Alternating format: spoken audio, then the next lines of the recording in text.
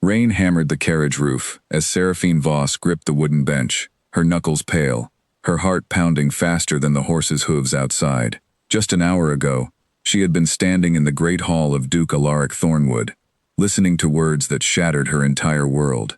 Now she was being driven away from everything she had ever known, and she still could not believe it was real. "You are a traitor to this house," the Duke had said, his voice cold as winter stone. "I want you gone by nightfall." She had tried to speak, tried to explain that she had done nothing wrong, but the guards had already taken her by the arms. The letter in the Duke's hand, the one supposedly written in her own script, had been enough to condemn her. She had never written it. She knew that much, but no one had asked her twice. The carriage jolted over a rut in the road, and Seraphine pressed her hand against the cold glass of the window, watching the towers of Thornwood Manor shrink into the gray evening mist. She had lived there since she was 8 years old, ever since her parents had died in the fever that swept through the eastern provinces. The Duke had taken her in as his ward, more out of duty than affection, but it had been home. Now it was gone, swallowed by rain and distance. She thought of Hollis, the old steward who had raised her almost as much as any nurse. He had tried to stop the guards at the gate, his voice breaking as he called out that there had been a mistake. But the Duke had already made his decision, and Duke Alaric Thornwood was not a man who reversed decisions once spoken aloud. The road to Ashmere was long, nearly 3 weeks by carriage and horse, crossing through valleys and forests that grew wilder and less familiar with every passing day. Seraphine had heard of Ashmere before, in whispered stories told by servants late at night. It was a frontier land at the edge of the Duke's territory, a place where the roads turned to mud in the spring and ice in the winter, where the local lords answered to no central authority and settled their own disputes without the involvement of any court. It was, in every sense, a place for people the nobility wanted to forget. On the 4th night of her journey, the carriage stopped at a roadside inn, and Seraphine was allowed to step outside for the first time since her banishment began. The innkeeper, a broad woman with flour-dusted hands, looked at her with something between pity and curiosity. "You're the one from Thornwood," the woman said. It was not a question. Seraphine did not answer. She simply nodded and took the bowl of stew offered to her, sitting alone at a corner table, while the guards who accompanied her drank ale by the fire, laughing about matters that had nothing to do with the young woman they were escorting into exile. She listened to their conversation without meaning to, catching fragments about a man named Bertram, the Duke's steward, and how quickly he had risen in favor since the accusations against her had surfaced. She filed the name away in her memory, though she did not yet understand why it mattered. By the 7th day, the forests had given way to open plains, and the plains had given way to rolling hills covered in short, tough grass that bent sideways in the wind. The air grew colder, sharper, carrying the scent of pine and distant snow, even though it was only early autumn. Seraphine wrapped her thin cloak tighter around her shoulders and tried not to think about how unprepared she was for what lay ahead. On the 12th day, they crossed a narrow stone bridge over a rushing river, and one of the guards, a younger man who had shown her small kindnesses along the way, pointed toward the horizon. "That's Ashmere," he said, "or the edge of it, anyway." Seraphine looked out at a land that seemed to stretch forever, broken only by scattered farmhouses, thin trails of smoke rising from distant chimneys, and the jagged silhouette of mountains far to the north. It looked nothing like the manicured gardens and stone towers of Thornwood. It looked raw, untamed, and utterly indifferent to whoever passed through it. They reached the small settlement of Greyford by evening, a town of perhaps 300 people, built around a central well, and a handful of shops that sold tools, grain, and rough woolen cloth. The guards handed her a small pouch of coins, the last gift the Duke's household would ever give her, and informed her that their duty was complete. They would return to Thornwood at first light. "What am I supposed to do here?" Seraphine asked, unable to keep the tremor from her voice. The younger guard, the one who had pointed out the town, hesitated before answering. "Survive," he said quietly. "That's what people do out here." Then they were gone, and Seraphine stood alone in the muddy square of Greyford as the sun dropped behind the hills, feeling more lost than she had ever felt in her life. She spent her first night in Ashmere huddled beneath the overhang of a closed shop, too proud to beg and too frightened to knock on any stranger's door. The cold crept into her bones, and she found herself thinking, over and over, of the moment the Duke had condemned her without a trial, without a single question about whether the letter was truly hers.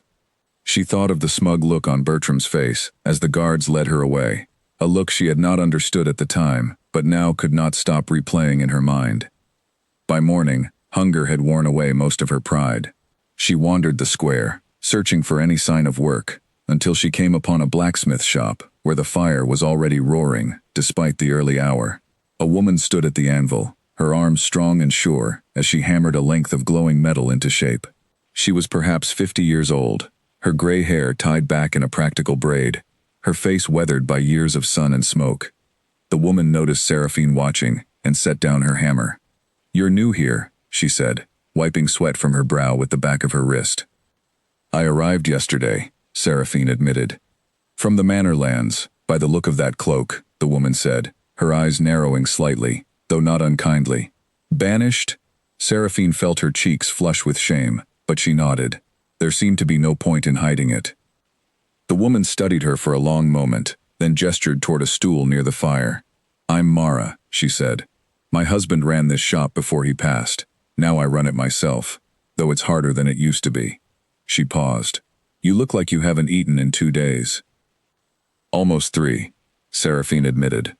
Mara made a small sound of disapproval and disappeared into the back room, returning a moment later with a heel of bread and a wedge of cheese. She placed them in Seraphine's hands without ceremony. "Eat first, talk later." Seraphine ate quickly, almost desperately, while Mara returned to her work at the anvil, the rhythmic clang of hammer against metal filling the silence between them. When the food was gone, Seraphine finally spoke. "I don't know anything about this place," she admitted. "I don't know how to survive here." Mara did not look up from her work. "Most people who come to Ashmere don't," she said. "The ones who stay learn quickly, or they don't stay long." "Can you teach me?" Seraphine asked, surprising herself with how steady her voice sounded, even though her hands were trembling in her lap. Mara finally paused, setting down her hammer and turning to face her fully. There was something assessing in her gaze, something that made Seraphine feel as though she were being measured against a standard she did not yet understand. "Why should I?" Mara asked, not unkindly, but genuinely curious. Seraphine thought of Thornwood Manor, of the Duke's cold judgment, of Bertram's satisfied expression as she was led away. She thought of everything she had lost in a single evening, through no fault of her own. "Because I have nothing left to lose," she said. "And because I intend to find out why this happened to me." Something shifted in Mara's expression, a flicker of respect that had not been there before. "That's the first sensible thing you've said," she replied. "Sweep the floor. We'll see if you're worth the trouble." It was not a warm welcome, but it was something, and Seraphine took it gratefully. She spent the rest of the day sweeping metal shavings and hauling buckets of water from the well, her soft hands blistering within hours, her back aching in ways it never had within the comfort of Thornwood's halls. But as the sun set and Mara handed her a simple meal of stew and bread, Seraphine felt something she had not expected to feel so soon after her banishment. A small, stubborn spark of hope. That night, Mara allowed her to sleep in a small room above the shop, little more than a storage space, with a narrow cot, and a single window that looked out over the darkened square. Seraphine lay awake for hours, listening to the wind rattle the shutters, thinking about everything that had happened and everything that lay ahead. She thought about the letter that had condemned her, the one she had never written but that had been enough to end her old life. She thought about Bertram's rise in the Duke's favor, timed so precisely with her own downfall that it could not possibly be coincidence. And she thought about the Duke himself, a man she had once respected, who had cast her aside without a single moment of doubt. Somewhere in that darkness, as exhaustion finally began to pull her towards sleep, a quiet resolve took root in her chest. She did not yet know how, and she did not yet know when, but she promised herself that she would understand the truth of what had happened to her, and if that truth revealed the betrayal she suspected, she would not simply accept it. She would find a way to answer it. Outside, the wind continued to howl across the plains of Ashmere, carrying with it the scent of distant snow and the promise of a long, hard winter. Seraphine closed her eyes, and for the first time since leaving Thornwood, she allowed herself to imagine a future beyond mere survival. It was faint, fragile, and entirely uncertain. But it was there, and it was hers. The following morning, she rose before dawn, before even Mara had stirred, and stood at the window watching the first gray light spread across the rooftops of Greyford. She did not know what her life in Ashmere would become, but she understood, with a clarity that surprised her, that the girl who had left Thornwood Manor in that carriage no longer existed. Whoever she was becoming, she would decide for herself, on her own terms, in this cold and unfamiliar land that had somehow, against all expectation, offered her the first true choice she had ever been given. She turned from the window as Mara's heavy footsteps sounded on the stairs, and she squared her shoulders, ready to begin whatever came next. The bread and cheese from the day before had been a small kindness, but the real gift Mara had given her was something far more valuable, the understanding that survival in Ashmere was not handed to anyone.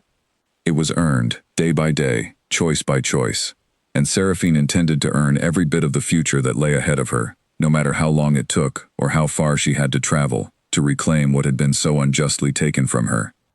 Weeks turned into a season, and the season turned into another, and Seraphine Voss found herself changed in ways she could not have imagined during her final night at Thornwood Manor. Her hands, once soft and unmarked, now carried calluses from hauling water and turning the bellows at Mara's forge. Her arms, once weak from a life of needlework and quiet study, had grown strong from lifting iron and hauling firewood through the bitter cold of an Ashmere winter. She woke before dawn each morning, the habit now so ingrained that she no longer needed Mara's heavy footsteps on the stairs to rouse her. The shop had become more than a place of shelter. It had become the center of her new life, a place where she learned not only the craft of metalwork, but the deeper lessons Mara offered, without ever seeming to teach at all. "You watch too much and ask too little," Mara said one morning, handing her a length of raw iron. "People in Ashmere don't trust words. They trust what they see you do." Seraphine took the iron and turned it over in her hands, feeling its weight, its cold roughness against her palms. In her old life, she had been taught to speak carefully, to choose words that pleased the Duke and his guests, to smile at moments that called for smiling, and remain silent when silence was expected. Here, none of that mattered. What mattered was whether she could carry her share of the work, whether she could be trusted when trust was tested. It was Mara who first taught her to ride properly, not the gentle trotting she had known in the manor's stables, but the hard, fast riding required to cross Ashmere's open plains before a storm rolled in. She fell more times than she could count during those early lessons, bruising her hips and scraping her palms raw against the frozen ground, but she never once asked to stop. "Again," Mara would say, and Seraphine would climb back into the saddle, jaw set, eyes burning with a determination that had nothing to do with pride and everything to do with survival. It was during one of these rides, several months into her time in Ashmere, that Seraphine first began to understand the true shape of the land she now called home. Mara took her along the border trails that separated Greyford from the neighboring settlements, pointing out landmarks and explaining the loose alliances that held the frontier together. "Ashmere isn't one place," Mara explained, as their horses picked their way along a narrow ridge overlooking a valley dotted with farmhouses. "It's a dozen small territories, each ruled by its own lord, each one just strong enough to hold its own land, and not strong enough to take anyone else's. That balance is the only thing keeping this whole region from falling apart." "And the Duke's family?" Seraphine asked carefully. "What is their interest in a place like this?" Mara's expression grew guarded, and for a moment, Seraphine thought she would not answer. But then the older woman sighed, her breath forming a small cloud in the cold air. "The Duke's family has never openly ruled Ashmere. It suits them better to let us govern ourselves, so long as certain roads remain open and certain goods keep flowing east." She paused. "You've heard of the trade roads through the northern pass?" Seraphine shook her head. "Half of what Ashmere produces, wool, ore, timber, moves along those roads toward Thornwood territory," Mara continued. "Officially, it's fair trade between independent lords and the Duke's merchants. Unofficially, the prices are set so low that most of Ashmere's people barely survive on what they earn. It has been this way for as long as I can remember." Seraphine felt something cold settle in her chest, a suspicion that had been forming since her first weeks in Greyford, now given shape and weight by Mara's words. She thought of the fine tapestries and imported wines that had filled Thornwood Manor's halls, the wealth that had always seemed to exist without any clear source. She had never once wondered where it came from. She had simply accepted it, as children accept the comforts of their homes without question.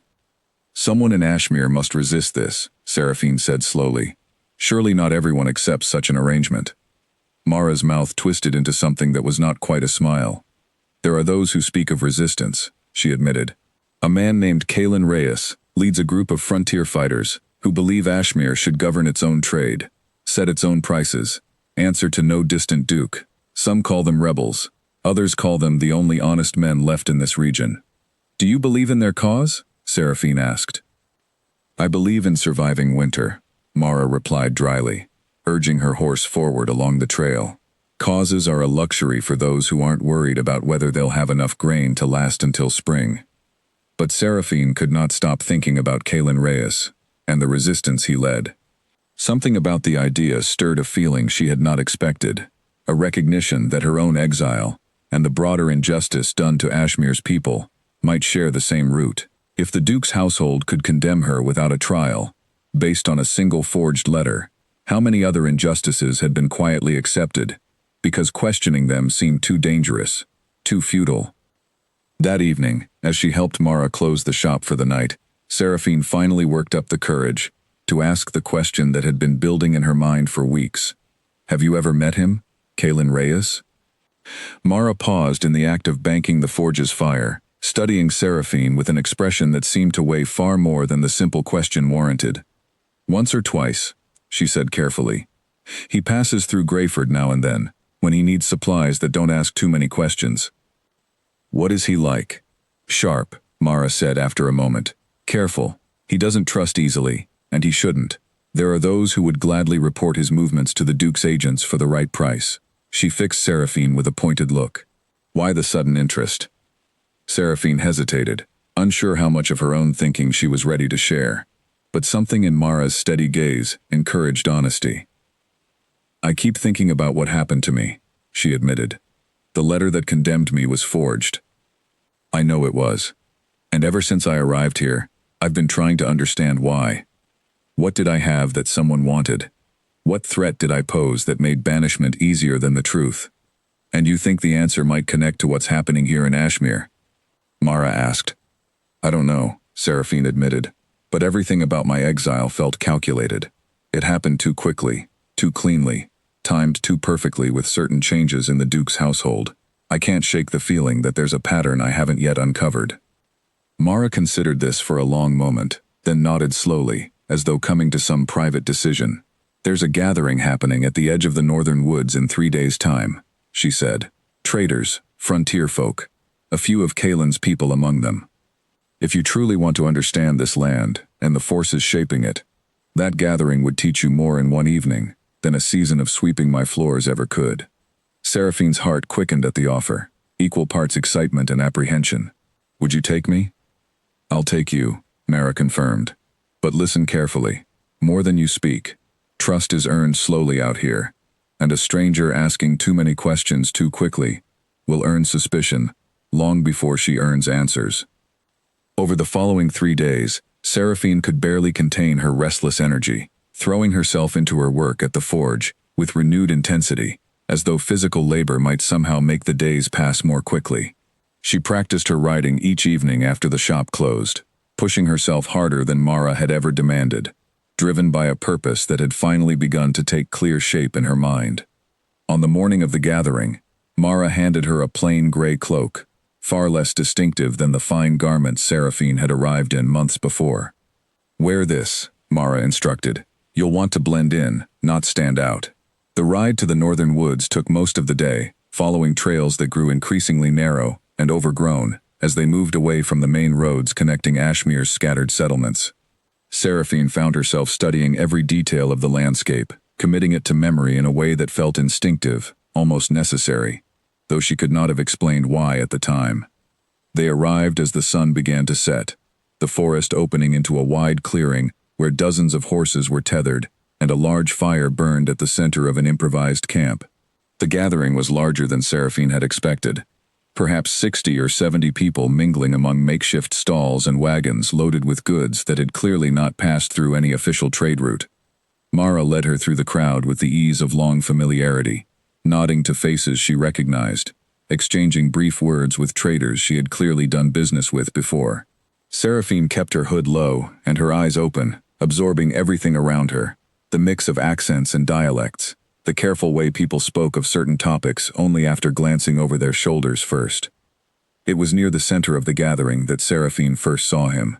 Kalen Reyes stood near the main fire, deep in conversation with a group of frontier lords, his posture relaxed, but his eyes constantly scanning the crowd with the wariness of a man who had survived by never fully lowering his guard.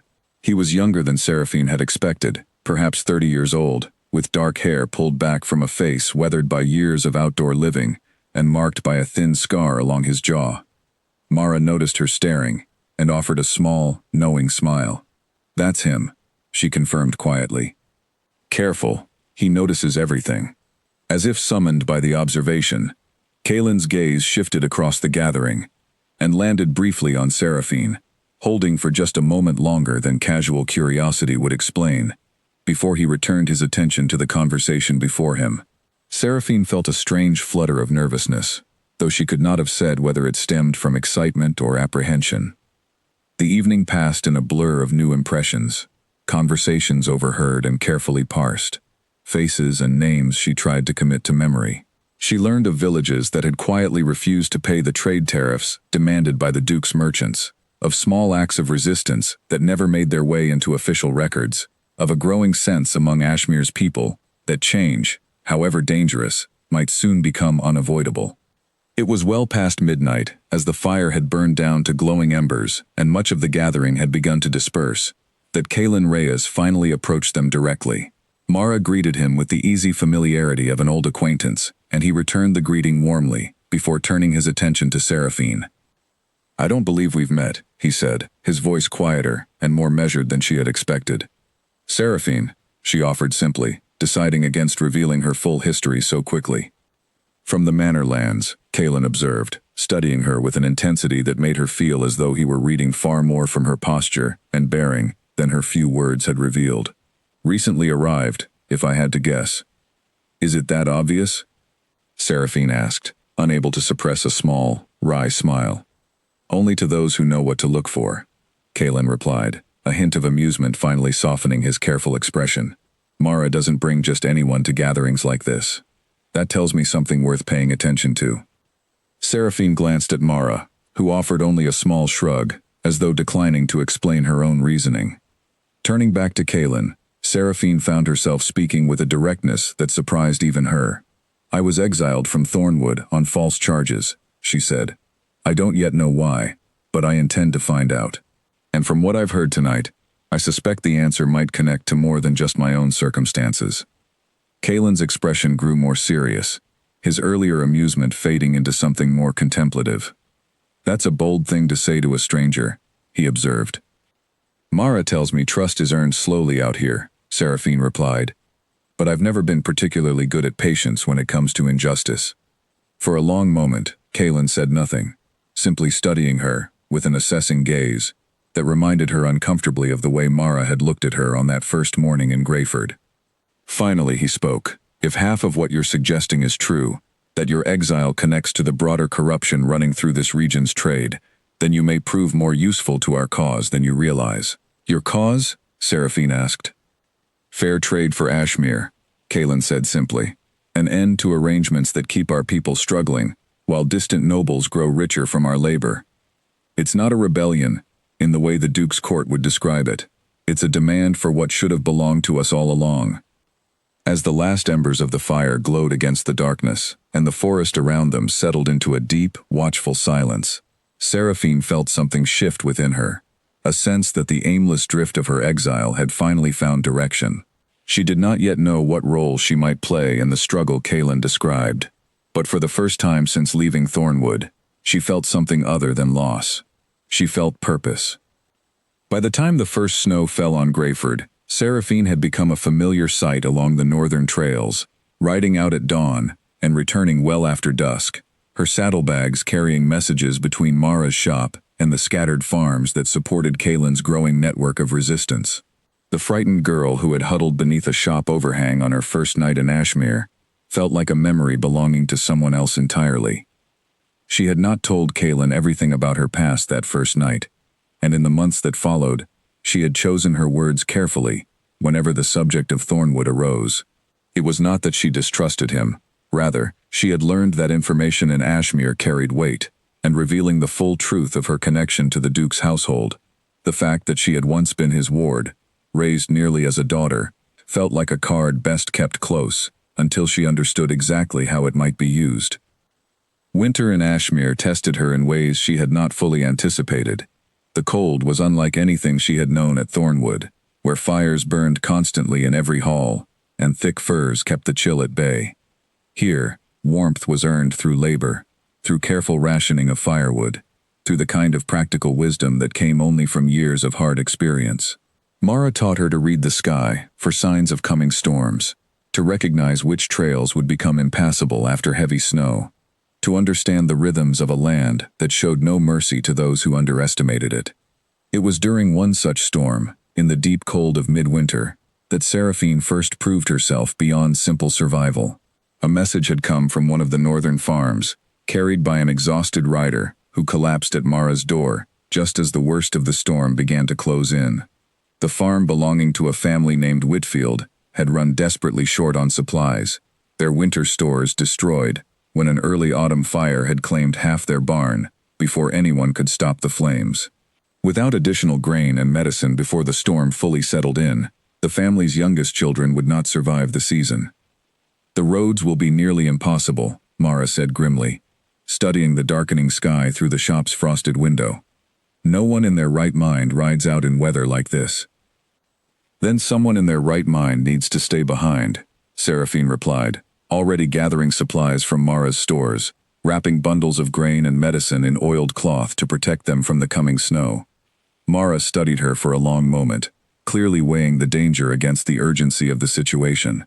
"You've only ridden these trails in fair weather," she said finally. "A storm like this could kill you as easily as it could kill the Whitfield children." "Then I'll be careful," Seraphine said simply. "But I won't sit here warm and safe while children freeze because the roads are difficult." In the end, Mara did not try to stop her, though she insisted on providing every piece of practical advice she could offer in the short time available. She showed Seraphine how to wrap her hands and face against frostbite, how to keep her horse from panicking in deep snow, how to find shelter if the storm grew too severe to continue riding. By the time Seraphine set out into the gathering darkness, snow already swirling thick around her, she carried with her not just supplies for the Whitfield family, but the accumulated wisdom of a woman who had survived countless Ashmere winters. The ride north was the hardest thing Seraphine had ever done. The wind howled across the open plains with a ferocity that seemed almost personal, driving snow into every gap in her clothing, numbing her fingers despite the thick wrappings Mara had provided. Her horse, a sturdy mare named Willow that Mara had gifted her earlier that winter, fought valiantly against the drifting snow, but even Willow's strength began to falter as the storm intensified. Halfway through the journey, Seraphine lost the trail entirely, the familiar landmarks she had memorized during her earlier rides, now buried beneath featureless white. For a long, terrifying stretch of time, she genuinely believed she might not survive the night, that her determination to help a family she had never met might end in her own death, frozen and lost somewhere on the vast Ashmere plains. But she did not turn back. Drawing on every lesson Mara had taught her, she used the position of what little light remained to orient herself, trusting Willow's instincts as much as her own, increasingly uncertain judgment. When the mare suddenly pulled toward a stand of trees that offered partial shelter from the worst of the wind, Seraphine did not fight the decision, recognizing wisdom in the animal's instincts that her own frozen mind could no longer fully access. They waited out the worst of the storm's fury beneath those trees. Seraphine pressed close against Willow's warm flank, for whatever heat the animal's body could offer, counting the minutes through sheer force of will, until the wind finally began to ease. When she judged it safe enough to continue, dawn was already beginning to lighten the eastern sky, and the Whitfield farm, when she finally spotted its smoke rising against the pale morning light, had never looked more welcome. The Whitfield family's relief upon seeing her arrive, half frozen but alive, carrying the supplies that would see them through the remainder of winter, was something Seraphine would remember for the rest of her life. The mother, a woman named Eleanor Whitfield, wept openly as she accepted the grain and medicine, insisting Seraphine rest by their fire and eat before even considering the return journey. "You didn't have to come," Eleanor said, watching Seraphine slowly regain feeling in her frostbitten fingers. "Not in weather like that." "Your children needed help," Seraphine replied simply. That was enough reason. Word of the journey spread quickly through Ashmere's scattered communities, carried by traders and travelers who found the story too remarkable not to share. The exiled noblewoman, who had risked her life to save a frontier family she had never met, became, almost overnight, something of a minor legend among the region's people. When Seraphine finally returned to Greyford, exhausted but triumphant, she found that her standing among the local community had shifted in ways she had not anticipated. Kalen Reyes arrived at Mara's shop 3 days later, having heard the story from travelers passing through his own network of contacts. He studied Seraphine with an expression she had not seen from him before, something that looked almost like genuine respect. "That was either the bravest thing I've heard of this winter, or the most foolish," he said, settling into a chair near the forge's warmth. "Perhaps both," Seraphine replied, continuing her work at the anvil, though she could not quite suppress a small smile at his assessment. "The Whitfields aren't just any family," Kalen continued, his tone growing more serious. "Old Whitfield, Eleanor's husband, holds influence among the northern farming communities. What you did there will be remembered, and remembered favorably, in circles that matter more than you might realize." Seraphine set down her hammer, giving him her full attention. "I didn't do it for influence," she said honestly. "I believe that," Kalen replied. "Which is exactly why it matters. People can tell the difference between genuine courage and calculated ambition. You've earned something today that can't be bought or arranged through clever politics. You've earned trust." Over the following weeks, that trust began to manifest in ways Seraphine had not anticipated. Farmers who had previously regarded her with the wary reserve typical of Ashmere's frontier culture now greeted her by name when she passed through their communities. Kalen began including her in more substantive discussions about the Resistance's activities, no longer treating her as simply Mara's promising apprentice, but as someone whose judgment carried genuine weight. It was during one of these discussions, held in the relative privacy of Kalen's own modest homestead at the edge of the northern woods, that Seraphine finally decided to share the full truth of her history. She told him everything: her years as the Duke's ward, the forged letter that had condemned her, her growing suspicion that Bertram's rapid rise in the Duke's favor was connected to her own downfall. Kalen listened without interruption, his expression growing increasingly thoughtful as her account unfolded. When she finished, he was quiet for a long moment, clearly weighing the implications of what she had revealed. "This changes things," he said finally. "If you truly were raised within Thornwood's household, you understand the manor's structure, its politics, its vulnerabilities, in ways none of us ever could." "I hadn't thought of it that way," Seraphine admitted. "You should," Kalen replied. "Ashmere's resistance has always struggled against an opponent we understand only from the outside, through rumor and second-hand accounts. Someone who has lived within the Duke's own walls, who understands how his household truly operates, could prove invaluable to our cause." Seraphine felt a familiar mixture of excitement and apprehension at his words. She had come to Ashmere seeking only survival, then gradually purpose, and now she found herself standing at the edge of something far larger than she had originally imagined, a resistance movement that might offer her not just a new life, but a genuine path toward understanding, and perhaps even answering, the injustice that had defined her exile. "What would you have me do?" she asked. Kalen's expression grew serious, carrying the weight of a decision he had clearly been considering for some time. "For now, continue what you've already begun. Build trust among our people. Learn everything you can about the trade routes and the vulnerabilities within the Duke's territory.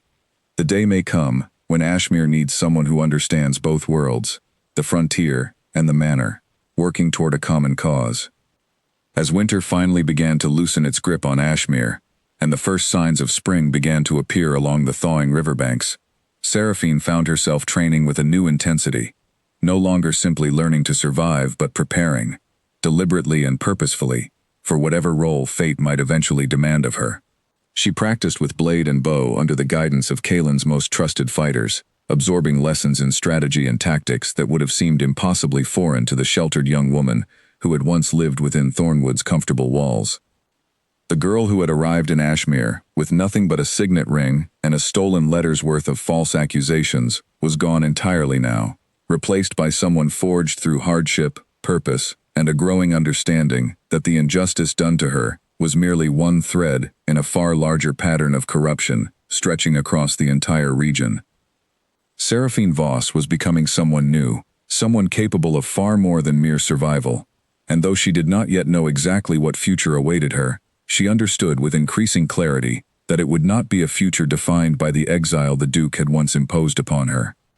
It would be a future she chose for herself, built through her own strength, her own choices, and her own unwavering determination to see justice finally served. Smoke rose thick against the pale morning sky, and Seraphine reined in her horse at the top of the ridge, her breath catching at the sight below. The village of Millbrook, one of the smaller settlements loyal to Kalen's growing network, was under attack. Duke's tax collectors, backed by a dozen armed men, had surrounded the central grain stores, and villagers scattered in every direction, some clutching children, others simply running for whatever cover they could find. She had ridden out that morning expecting nothing more than a routine delivery of medicine to the village healer. Instead, she found herself staring down at chaos, the kind of brutal, calculated intimidation that the Duke's agents used whenever a settlement fell behind on its trade obligations. Her heart pounded, and for one long moment, old instincts, the instincts of a sheltered ward who had spent her life being protected rather than protecting, urged her to turn back, to ride for help, to avoid the danger entirely. But those instincts belonged to a girl who no longer existed. Seraphine kicked her horse into motion, descending the ridge at a pace that would have terrified her a year earlier. She carried no sword, only a hunting knife and the bow Kalen's fighters had trained her to use, with growing skill over the winter months. But she understood immediately that direct confrontation was not her only option. She had spent months learning Millbrook's layout during previous visits, understanding its narrow alleys and the old drainage channel that ran beneath the eastern wall, knowledge that the Duke's collectors, strangers to this village, would not possess. Riding hard along the village's outer edge, she called out to a cluster of frightened villagers hiding behind an overturned cart, directing them toward the drainage channel that would lead them safely beyond the collector's line of sight. Her voice carried an authority she had not known she possessed, calm and clear despite the chaos surrounding her. And the villagers, recognizing her from previous visits, trusted her without hesitation. She repeated this pattern across the village, moving quickly from one group of frightened residents to another, guiding them towards safety while the Duke's men remained focused on securing the grain stores rather than pursuing scattered civilians. It was dangerous work, each movement risking discovery, but Seraphine found herself thinking with a clarity she had never experienced during her sheltered years at Thornwood. Every decision weighed instantly against the shifting circumstances around her. The leader of the tax collectors, a heavy-set man with a scarred face, who villagers later identified as an agent named Corbin, eventually noticed the pattern of villagers disappearing from his sight and turned his attention toward finding whoever was orchestrating their escape. Seraphine found herself cornered in a narrow alley between two storage buildings, Corbin and two of his men, approaching with weapons drawn.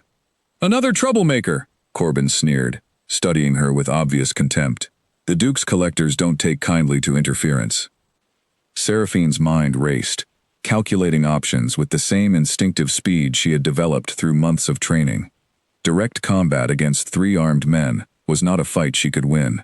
But she remembered something Kalen had taught her during their tactical lessons. The environment itself could become a weapon in skilled hands. She retreated deliberately toward the alley's far end, drawing the three men further from the main square, toward a section where loose barrels and stacked crates created an uneven, unstable footing that she had noted during earlier visits to the village. As Corbin's men advanced, confident in their numerical advantage, Seraphine grabbed the edge of a precariously stacked crate and pulled with all her strength, sending a cascade of barrels tumbling into the narrow space between them.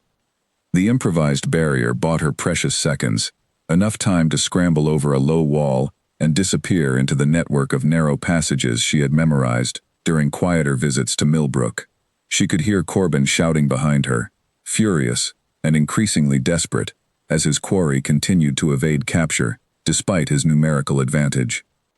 By the time reinforcements arrived, a small group of Kalen's fighters, who had been alerted by a villager, who managed to slip away during the confusion, the tax collectors had lost both their prisoner and much of their composure. Faced with the sudden appearance of armed resistance fighters, and having already lost significant time chasing an elusive target through unfamiliar terrain, Corbin made the pragmatic decision to withdraw, taking what grain his men had already loaded, but abandoning the broader raid. When the dust finally settled, and Seraphine emerged from her hiding place, exhausted but unharmed, she found herself surrounded by grateful villagers, many of whom she had personally guided to safety during the chaos. Word of her actions spread quickly, embellished with each retelling, until the story of the exiled noblewoman who had single-handedly disrupted a duke's raid became something approaching legend among Ashmere's scattered communities. Kalen arrived at Millbrook later that same day, having received word of the attack through his network of informants.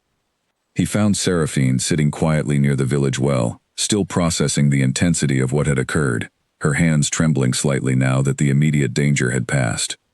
"You could have been killed," he said, his voice carrying a mixture of concern and something that might have been admiration. "I know," Seraphine admitted. "I didn't have time to think about that while it was happening." Kalen studied her for a long moment before speaking again. "What you did today wasn't just brave. It was strategic. You understood the terrain, anticipated your enemy's movements, and used available resources to create advantages where none should have existed. That's not instinct alone. That's the mark of someone capable of genuine leadership." The compliment settled uneasily in Seraphine's mind. She had never considered herself a leader, had spent most of her life being guided by others, first by the Duke's household staff, then by Mara, then by Kalen himself.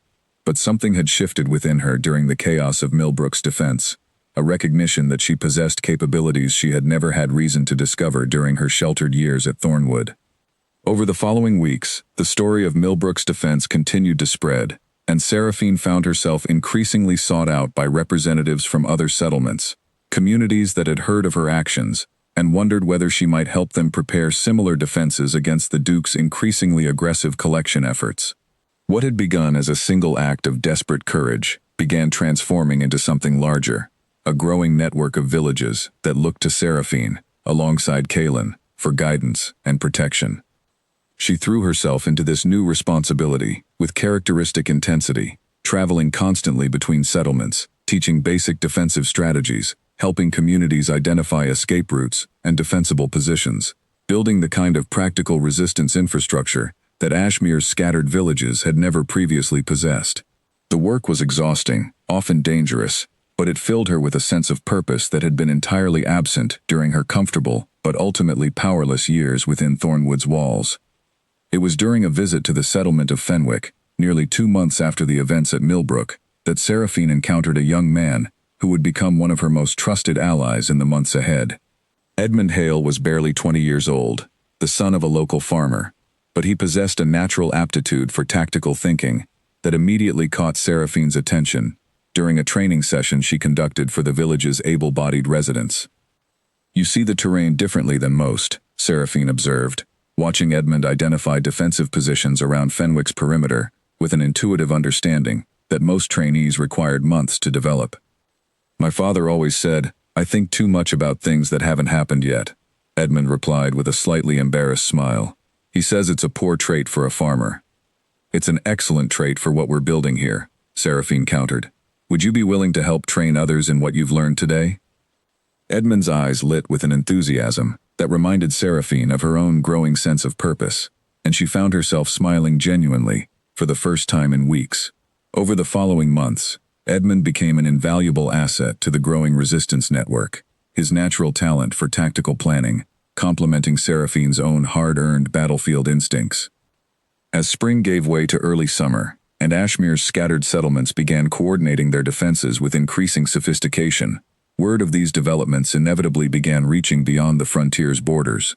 Reports of growing resistance in Ashmere started appearing in the Duke's court, though initially dismissed as isolated incidents unworthy of serious concern. But Seraphine understood, with a certainty that had been building since her first conversation with Kaelin at that winter gathering, that the Duke's dismissiveness would not last indefinitely.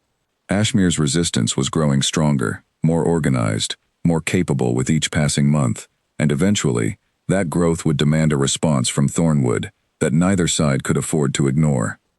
She found herself, during quiet moments between training sessions and village visits, thinking increasingly about the truth behind her own exile, the forged letter, and Bertram's suspicious rise in the Duke's favor. The pieces of that particular puzzle remained frustratingly incomplete, but she sensed, with growing conviction, that the answer connected somehow to the broader corruption she had witnessed throughout Ashmere's trade relationships with the Duke's territory. Whatever the full truth eventually proved to be, Seraphine understood that she was no longer simply the frightened exile who had arrived in Greyford with nothing but a signet ring and unanswered questions. She had become something else entirely, a capable leader whose growing influence across Ashmere's settlements represented a genuine threat to the arrangements that had sustained the Duke's quiet exploitation of the frontier region for generations. The realization brought with it both satisfaction and apprehension. Satisfaction, because she had transformed her exile's hardship into genuine purpose and capability. Apprehension, because she understood, with increasing clarity, that the growing resistance she now helped lead would eventually attract attention from Thornwood that neither she nor Kaelin could indefinitely avoid.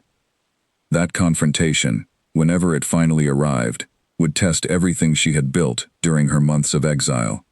But for the first time since leaving Thornwood Manor in that rain-soaked carriage, Seraphine felt genuinely prepared to face whatever challenges lay ahead, armed not with the naive trust that had once made her vulnerable to betrayal, but with hard-earned skill, growing influence, and an unshakable determination to see justice finally served for herself and for the people of Ashmere, who had welcomed her into their difficult but honest way of life. A captured messenger knelt in the dim light of Kaelin's hidden camp, his hands bound, his face pale with fear, as Seraphine circled him slowly, studying the leather satchel his captors had recovered during a routine intercept along the eastern trade road. The messenger, a thin young man who claimed his name was Simon, had been carrying correspondence between the Duke's household and one of his regional agents, correspondence that Kaelin's scouts had grown increasingly interested in as their network expanded its reach into territories closer to Thornwood itself. "Please," Simon stammered, watching Seraphine examine the satchel's contents with careful attention. "I'm only a courier. I don't even know what's written in those letters." "That may be true," Seraphine replied evenly, though her attention remained fixed on the documents spread before her. "But your safety depends on how honestly you answer my questions, regardless of what you do or don't know about their contents." She had grown considerably more skilled at these kinds of interactions over the past several months, developing a measured authority that balanced necessary firmness with genuine fairness, a combination that had earned her growing respect among Kaelin's fighters, even as it unsettled those who found themselves on the wrong side of her questioning. Simon, sensing perhaps that honesty offered his best path forward, answered her questions readily enough, confirming details about his route and his employer that matched what Kaelin's network had already suspected. But it was the documents themselves that captured Seraphine's full attention, correspondence between the Duke's steward, Bertram, and a regional tax agent discussing arrangements for increased collection efforts across several Ashmere settlements, including detailed notes about redirecting a portion of the collected resources toward what the letter vaguely described as personal accounts, rather than the Duke's official treasury. Her hands trembled slightly as she read further, recognizing patterns that confirmed suspicions she had harbored since her earliest weeks in Ashmere. The letter referenced arrangements that had apparently been in place for several years, arrangements that predated her own exile by at least 2 seasons, suggesting a scheme of corruption far more extensive and long-standing than she had initially imagined. "This changes everything," she murmured, more to herself than to anyone else present. Kaelin, who had been observing the interrogation from a respectful distance, stepped forward at her words, his expression sharpening with interest. "What have you found?" Seraphine handed him the letter, watching his expression shift as he absorbed its implications. "Bertram has been diverting Duke's resources for years," she explained. "Not just from Ashmere's trade arrangements, but apparently from tax collections across multiple regions. This letter references accounts the Duke himself may not even know exist. And your exile? Kaelin asked carefully, understanding immediately where her thoughts were leading. I believe I discovered something, without fully realizing what I had found, Seraphine said slowly. Memories from her final weeks at Thornwood, beginning to arrange themselves into new and troubling patterns. In the weeks before my banishment, I had been reviewing household ledgers as part of my duties, preparing summaries for the Duke's seasonal accounting. I remember finding discrepancies I couldn't quite explain, small inconsistencies in the trade records that I mentioned to Bertram directly, thinking he would want to know about potential errors requiring correction. And shortly after that conversation, the forged letter appeared. Kaelin finished, understanding dawning in his expression. Within 2 weeks, Seraphine confirmed, her voice growing steadier as the pieces finally began fitting together after months of uncertainty. I didn't understand it at the time.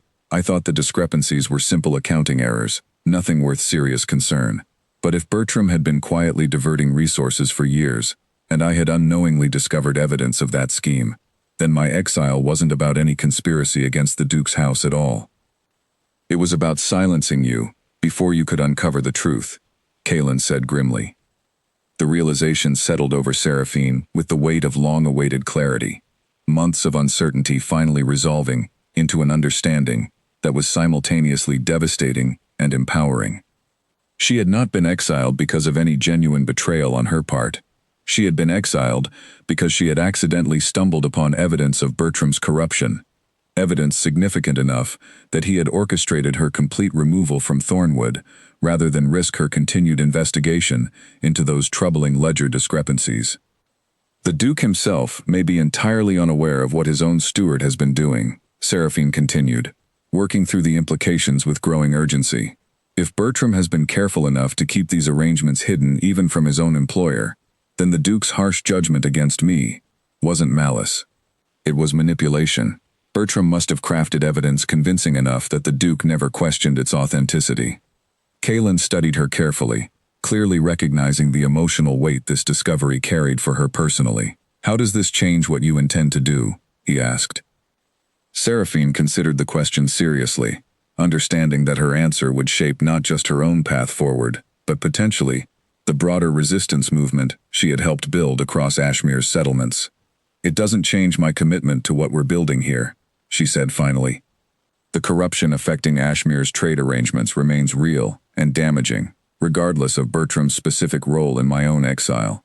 But it does give me something I didn't have before, concrete evidence of wrongdoing that extends beyond simple political maneuvering. Evidence that could expose Bertram, if presented properly, Kaelin observed. Evidence that could expose an entire pattern of corruption, Seraphine corrected. If Bertram has been diverting resources from multiple regions for years, there will be other victims of his schemes, other people whose lives have been disrupted or destroyed to protect his secrets. This letter is just one thread in what's likely a much larger pattern. Over the following weeks, Seraphine dedicated herself with renewed intensity to uncovering the full scope of Bertram's corruption, coordinating with Kaelin's network to intercept additional correspondence, cross-referencing trade records from multiple settlements, building a comprehensive picture of a scheme that had apparently been operating successfully for nearly 5 years. The work required patience and careful attention to detail, skills she had developed during her years managing Thornwood's household accounts, now applied toward uncovering rather than concealing financial irregularities. She discovered evidence suggesting Bertram had systematically identified household staff and minor nobility who posed potential risks to his ongoing schemes, arranging for their quiet removal through various means, false accusations, convenient reassignments to distant properties, or in at least 2 documented cases, exile similar to her own experience. The pattern was chilling in its methodical efficiency, revealing a man who had built and maintained his corrupt enterprise through calculated ruthlessness rather than mere opportunistic greed. "There's a woman here," Seraphine said one evening, reviewing documents by candlelight in the small cabin she now maintained near Kaelin's main camp. A household accountant named Charlotte Bryn, exiled 3 years before me under remarkably similar circumstances, accused of conspiracy against the Duke's house, banished without proper investigation. Kaelin, reviewing separate documents at the same table, looked up with immediate interest. Do we know what happened to her? According to these records, she was sent to a settlement in the Southern Territories, Seraphine replied. I don't know if she's still alive, or whether she would be willing to speak about her experience, even if we could locate her. It's worth investigating, Kalen said. If we can establish a pattern of Bertram systematically eliminating anyone who discovers evidence of his corruption, that pattern itself becomes powerful evidence, regardless of whether any single case could be definitively proven on its own. The investigation into Bertram's broader scheme became an increasingly central focus of Seraphine's efforts throughout the following months, running parallel to her continued work strengthening Ashmere's defensive network against the Duke's periodic collection raids. She found herself growing into a role that combined both aspects of her developing capabilities, the practical battlefield leadership she had discovered during the defense of Millbrook, and the careful investigative work that drew upon her formal education and natural analytical abilities. It was during this period that Seraphine first began seriously considering what ultimate justice might actually look like for herself and for Ashmere's broader community. She had initially focused simply on survival, then on building sufficient strength to protect the settlements that had welcomed her. But the discovery of Bertram's extensive corruption suggested possibilities she had not previously allowed herself to imagine. If Bertram's schemes could be sufficiently exposed, presented with enough concrete evidence to overcome whatever influence he currently held over the Duke's judgment, then perhaps her exile could be reversed, her reputation restored, and more importantly, the broader exploitation affecting Ashmere's trade relationships could finally be addressed through legitimate means, rather than continued armed resistance. But she understood, with the pragmatic wisdom she had developed through months of hard experience, that such an outcome would require overwhelming evidence powerful enough to overcome Bertram's clearly demonstrated skill at manipulation and deception. The scattered documents and testimonies she had gathered thus far, while suggestive, remained insufficient to guarantee the kind of decisive confrontation that genuine justice would ultimately require. We need more than evidence, she told Kalen during one of their regular strategic discussions, held now with a frequency and seriousness that reflected her growing role within the Resistance's broader leadership structure. We need leverage significant enough that the Duke cannot simply dismiss our claims, regardless of how compelling the documentation might be. What kind of leverage do you have in mind? Kalen asked. Seraphine considered the question carefully, drawing upon everything she had learned during her transformation, from sheltered ward to capable resistance leader. Strength, she said finally. Sufficient strength that the Duke cannot simply ignore Ashmere's grievances or dismiss our evidence as the desperate fabrication of frontier troublemakers. We need to become powerful enough that confronting Bertram's corruption becomes not just morally necessary, but politically unavoidable. Kalen studied her for a long moment, clearly recognizing the significant escalation her words implied. You're talking about more than defensive resistance, he observed. You're talking about building genuine military capability, strong enough to challenge Thornwood's authority directly if necessary. I'm talking about ensuring that when we finally present our evidence, we do so from a position that cannot simply be ignored or suppressed, Seraphine replied. Bertram has spent years perfecting the art of eliminating threats to his schemes. I don't intend to become another name added to his list of successfully silenced victims. The conversation marked a significant turning point in Seraphine's evolving role within Ashmere's resistance movement, the moment when her personal quest for justice regarding her own exile began merging fully with the broader strategic goals Kalen had been pursuing since long before her arrival. Together, they began developing more ambitious plans, coordinating training efforts across multiple settlements with new urgency, building not just defensive capability, but genuine offensive strength that would eventually prove necessary for whatever confrontation lay ahead. As summer deepened across Ashmere's plains, and the resistance network continued its steady growth under their combined leadership, Seraphine found herself thinking less frequently about the frightened exile who had arrived in Greyford with nothing but uncertainty and unanswered questions. That person had been transformed, through months of hardship and determined effort, into someone capable of pursuing genuine justice, not just for herself, but for an entire region that had suffered under Bertram's carefully concealed corruption for far too long.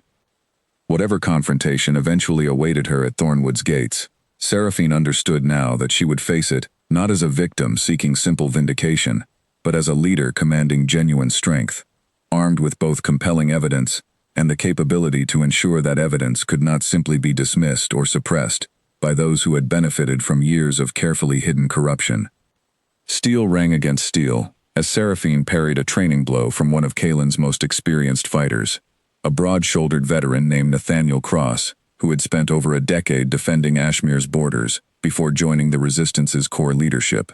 She had grown remarkably skilled over the past year, her movements now carrying the fluid confidence of genuine expertise rather than the tentative uncertainty of her earlier training sessions. But Nathaniel remained one of the few fighters who could still consistently press her defenses to their limits.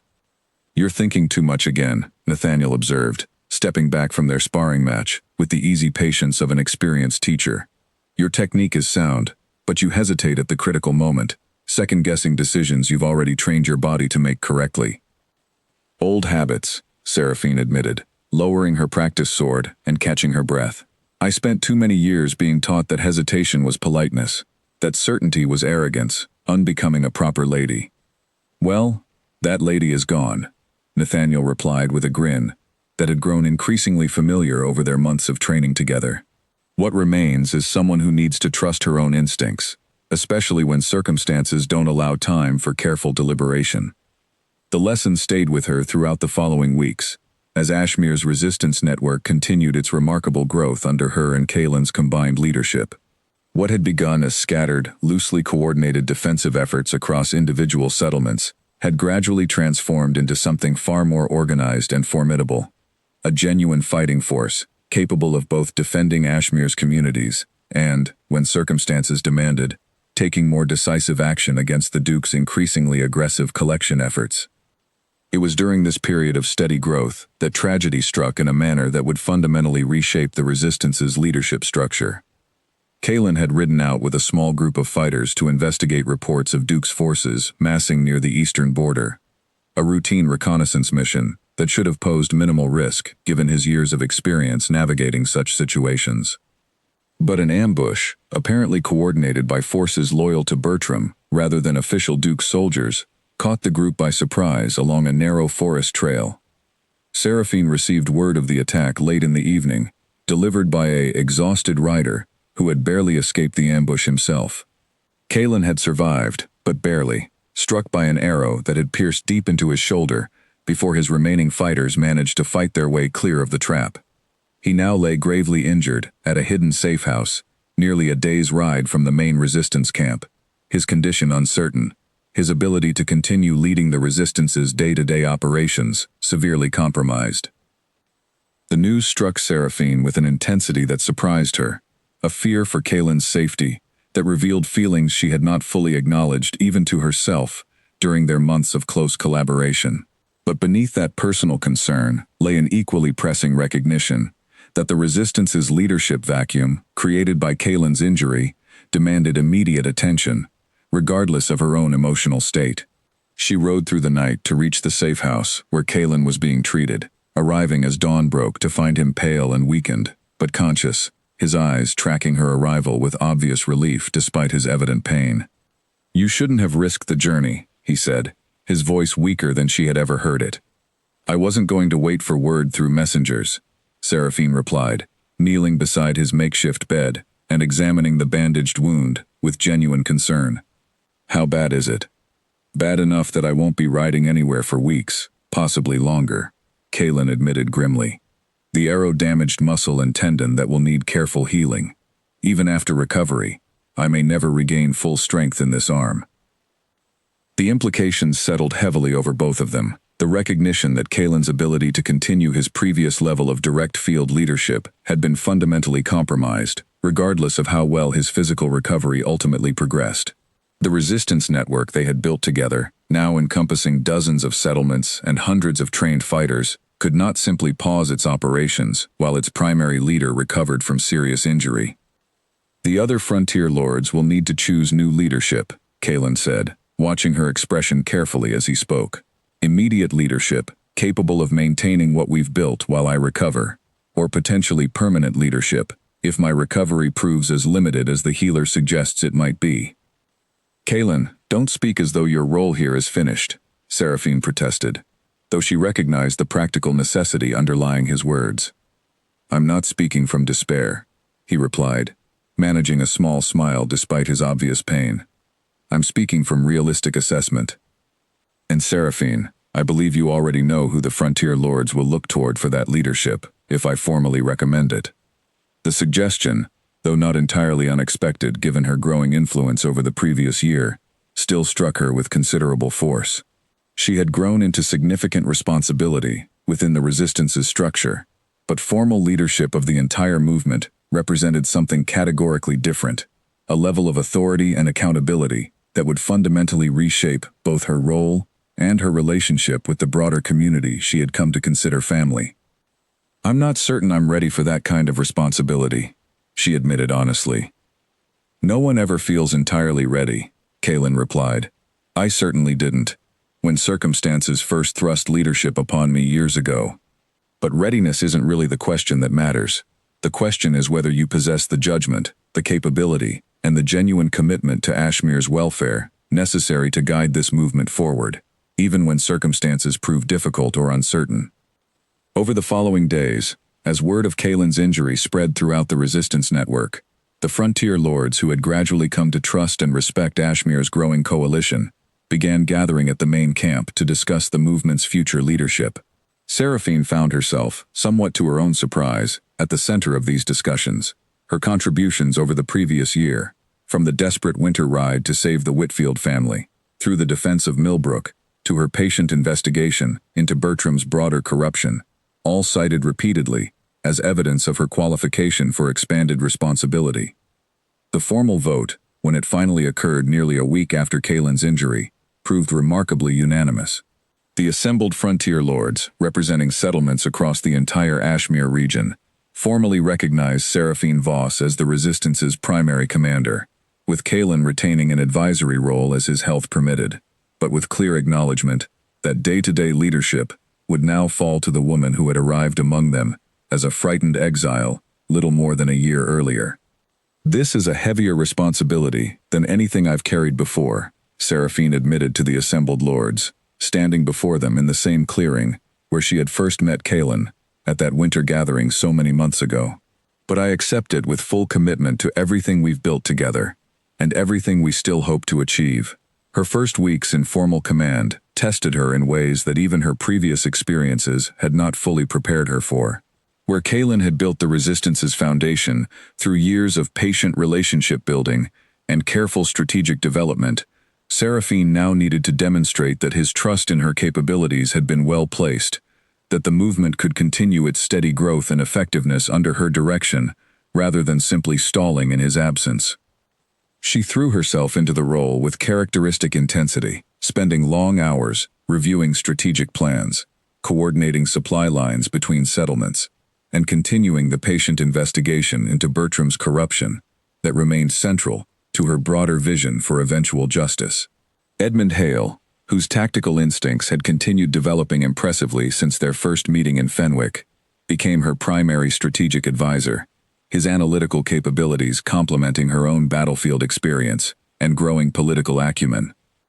"The Frontier Lords respect your accomplishments," Edmund observed during one of their regular strategic sessions, held now in what had become Seraphine's own command tent at the heart of the main resistance camp. "But respect, earned through past actions, only carries a leader so far. They'll be watching closely to see how you handle the genuine tests of command that lie ahead." "I'm aware of that," Seraphine replied, studying maps that detailed the current positions of Duke's forces across the border regions, "which is precisely why I intend to demonstrate that capability through action, not merely through words or past accomplishments." Her opportunity to demonstrate that capability arrived sooner than she might have anticipated, when reports began arriving of the Duke's forces preparing for what appeared to be a significantly larger collection effort than any previous raid, apparently motivated by growing awareness within Thornwood's court of the Resistance's expanding influence across Ashmere's territories. The scattered incidents that had previously been dismissed as isolated frontier troublemaking had finally attracted serious attention from the Duke's household, and Seraphine understood that this attention represented both genuine danger and significant opportunity. "If they're finally taking us seriously enough to commit substantial forces, That suggests our growing strength has become impossible to ignore, she observed during a war council, attended by the Resistance's senior leadership. But it also means we're approaching a critical juncture. However we respond to this escalation will likely determine whether the Duke's court views us as a genuine threat, requiring serious negotiation, or merely as troublesome bandits worthy of forceful suppression. The council that followed stretched long into the night, as Seraphine, Edmund, and the Resistance's various regional commanders debated strategy, with an intensity that reflected the genuine stakes involved. Kalen, still recovering but increasingly mobile as his injury slowly healed, offered valuable perspective drawn from his years of experience, though he deliberately deferred final decisions to Seraphine's judgment, reinforcing the leadership transition that had occurred in the wake of his injury. By the council's conclusion, a comprehensive strategy had emerged, one that would require careful coordination across multiple settlements, significant tactical risk, and above all, the kind of decisive leadership that Seraphine had spent the past year developing through hard experience and difficult choices. The confrontation approaching Ashmere would test everything she had built, both the practical military capabilities of the Resistance's growing forces and her own capacity to lead that resistance through whatever challenges lay directly ahead. As the War Council finally dispersed, and Seraphine remained alone in her command tent, studying maps and strategic assessments late into the night, she found herself reflecting on the remarkable journey that had brought her to this moment.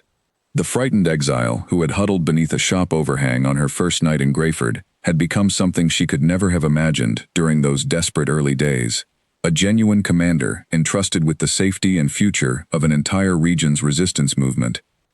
Whatever challenges the coming confrontation with Duke's forces might bring, Seraphine understood that she now faced them not as a victim of circumstance, but as a leader who had earned her position through demonstrated capability, unwavering commitment, and a growing understanding that genuine justice sometimes required exactly the kind of decisive strength she had spent the past year carefully building. Horns sounded across the eastern ridge as scouts rode hard toward the main resistance camp, their urgent signals confirming what Seraphine had anticipated for nearly a week. The Duke's forces, numbering far more than any previous collection party, had crossed into Ashmere's territory and were advancing steadily toward the settlement of Ravenscroft, the largest and most strategically important community within the Resistance's protective network. Seraphine stood at the center of her war tent, studying the latest scouting reports with the calm focus that had become her hallmark since assuming formal command. Around her, the Resistance's regional commanders awaited her assessment, their expressions reflecting the gravity of the situation, without any hint of the panic that might have overwhelmed less disciplined leadership. "They're moving with unusual organization," she observed, tracing the enemy's projected path across her detailed map of the region. "This isn't a simple punitive raid designed to intimidate a single settlement. This is a coordinated military operation, intended to demonstrate the Duke's authority across the entire region." "Numbers?" asked Nathaniel Cross, who had proven himself not just a skilled fighter, but an increasingly valuable strategic advisor since Seraphine's promotion to formal command. "Our scouts estimate nearly 300 armed soldiers," Seraphine replied, watching the assembled commanders absorb the implications of that substantial force. "Significantly more than we've faced in any previous engagement, and organized with a discipline that suggests professional military leadership rather than simple tax collectors backed by hired guards." The reorganization Seraphine had implemented since assuming command now faced its most significant test. Over the previous months, she had transformed Ashmere's previously scattered defensive efforts into something resembling genuine military structure, dividing the Resistance's growing forces into coordinated units, each trained in specific tactical roles that complemented the broader strategic framework she and Edmund had carefully developed. "We won't win through direct confrontation against their full strength," Edmund observed, studying the same maps with his characteristic analytical focus. "Even with our improved organization, we lack the numbers and equipment to match their force in open battle." "Which is precisely why we won't offer them open battle," Seraphine replied, her finger tracing a route along the map that wound through the dense forest surrounding Ravenscroft's eastern approach. "We'll use the terrain advantages we've spent months mapping and preparing, forcing them into engagements that favor our capabilities rather than theirs." The strategy she outlined over the following hours, drew upon everything she had learned throughout her year of transformation, from Mara's practical wisdom about surviving Ashmir's unforgiving landscape, through the tactical lessons absorbed from Kalen and his experienced fighters, to her own hard-won battlefield instincts developed through increasingly dangerous engagements with Duke's forces. Rather than attempting to defend Ravenscroft through conventional means, she proposed a series of coordinated strikes designed to disrupt the enemy's supply lines and communication, gradually eroding their effectiveness before they could bring their full force to bear against the settlement's defenses. This requires precise coordination across multiple units, operating independently, Nathaniel observed, studying the complex plan with obvious respect for its sophistication. A single failure in timing could unravel the entire strategy. Then we ensure our commanders understand not just their specific roles, but the broader strategic purpose those roles serve, Seraphine replied.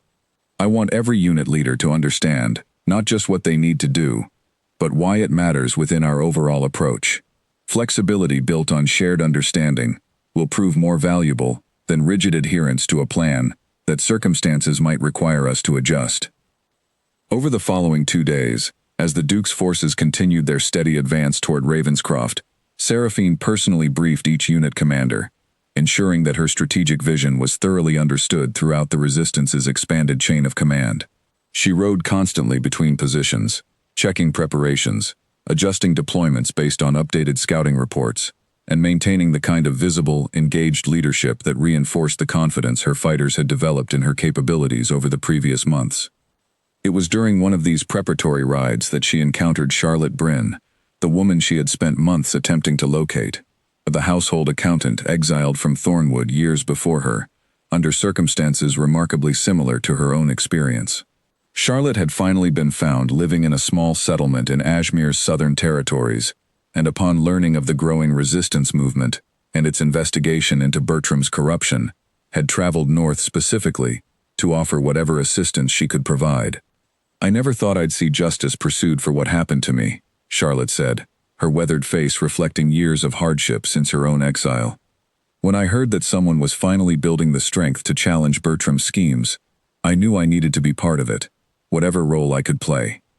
Your testimony regarding your own exile could prove invaluable, Seraphine replied, recognizing immediately the strategic value of Charlotte's willingness to speak publicly about her experience. But I won't ask you to risk your safety by joining us in direct confrontation. Your value lies in documenting the pattern of corruption that led to both our exiles, evidence that will matter enormously once we've achieved sufficient position to present our case effectively. Charlotte's arrival, though not directly relevant to the immediate military confrontation approaching Ravenscroft, reinforced Seraphine's determination to see the coming conflict through to genuine resolution, not merely tactical victory against this particular Duke's force, but ultimate justice for everyone who had suffered under Bertram's carefully concealed corruption over the years. The battle for Ravenscroft, when it finally began, unfolded largely according to Seraphine's careful planning, though not without the kind of unexpected complications that any genuine military engagement inevitably produces.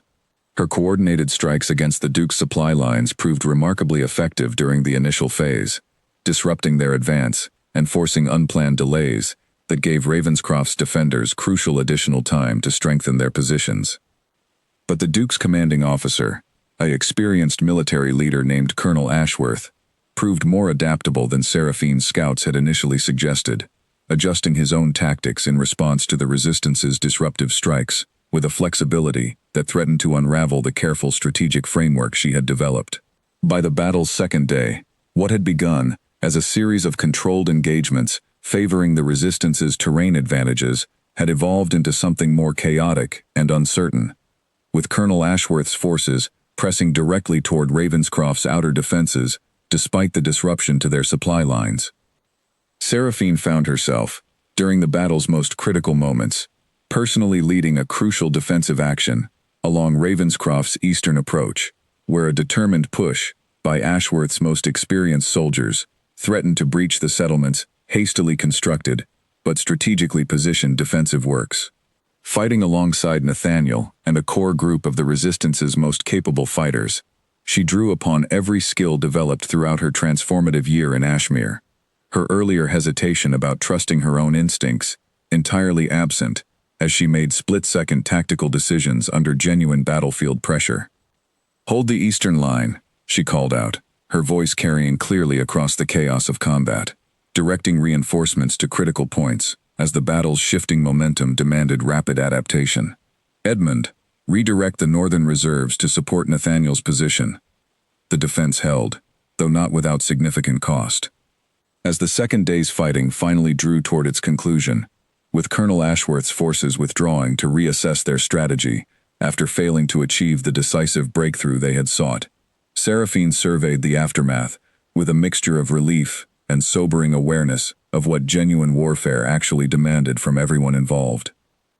Several of her fighters had fallen during the day's engagement, losses that weighed heavily on her despite the tactical success their sacrifice had helped secure.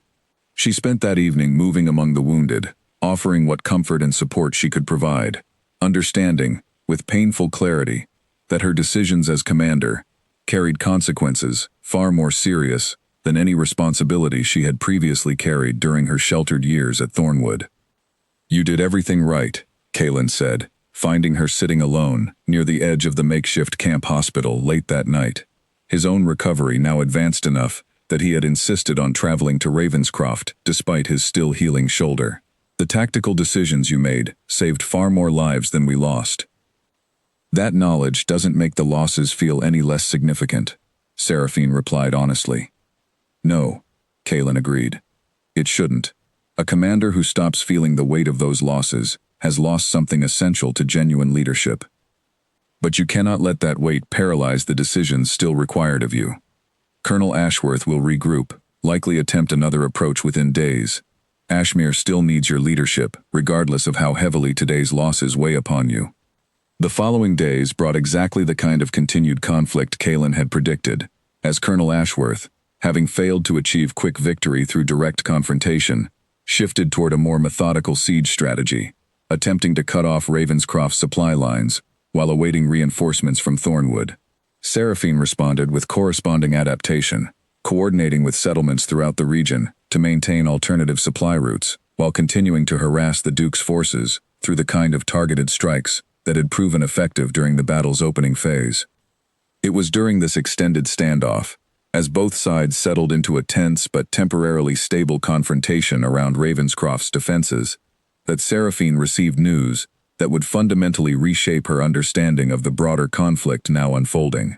A captured officer from Ashworth's forces, during questioning, conducted with careful attention to proper treatment, despite the tense circumstances, revealed that Bertram himself had personally requested this substantial military response, apparently having learned of the Resistance's growing investigation into his corruption, and recognizing the existential threat that investigation posed to his carefully constructed schemes.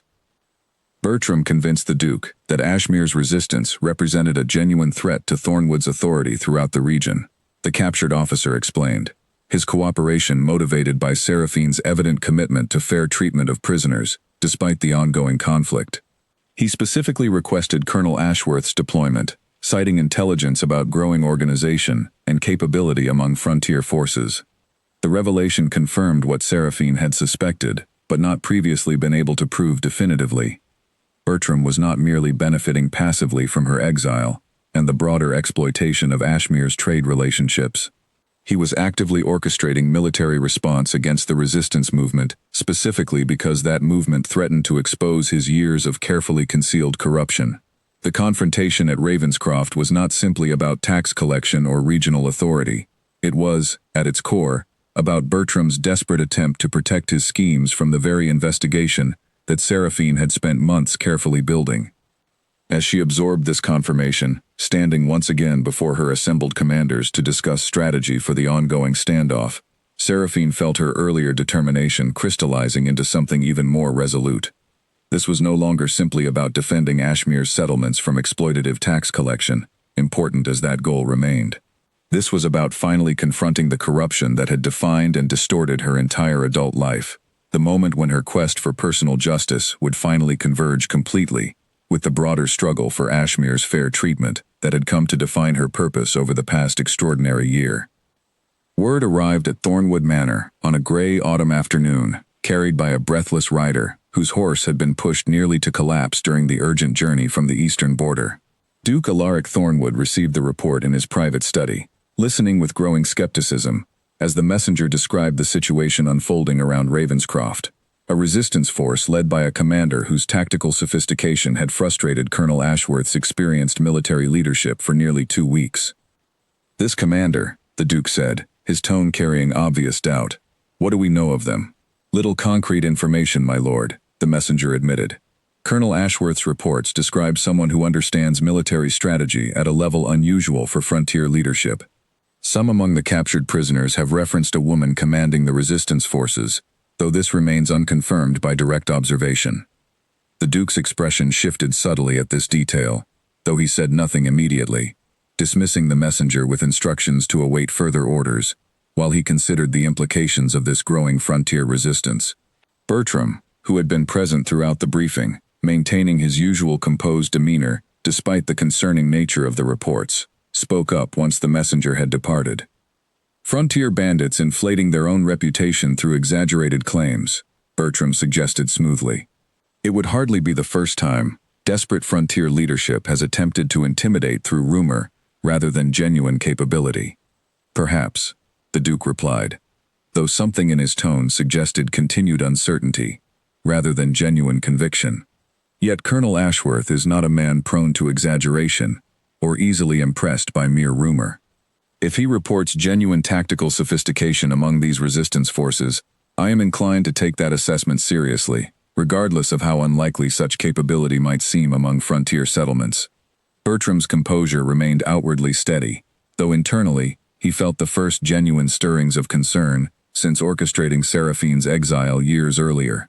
He had followed reports of growing resistance activity throughout Ashmere with careful attention, recognizing the potential threat such organization posed to his carefully maintained schemes, but he had not anticipated the possibility that his own past actions might somehow connect to this current crisis in ways that could prove genuinely dangerous to his position.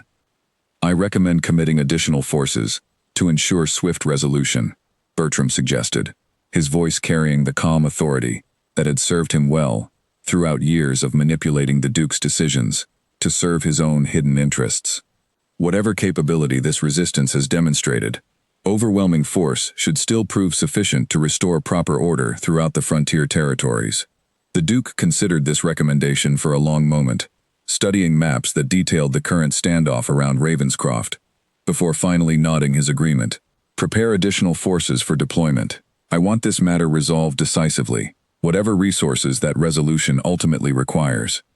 As Bertram departed to arrange the requested reinforcements, his mind raced through implications he had not previously considered.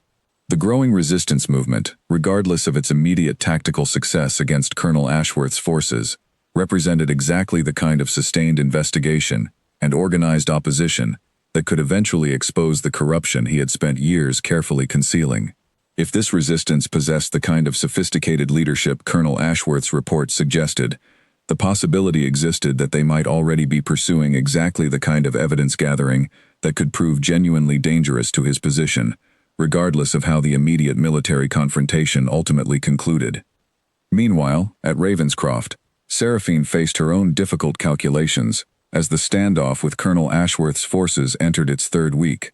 The captured officer's revelation regarding Bertram's direct involvement in orchestrating this military response had confirmed her suspicions, while simultaneously raising the stakes considerably.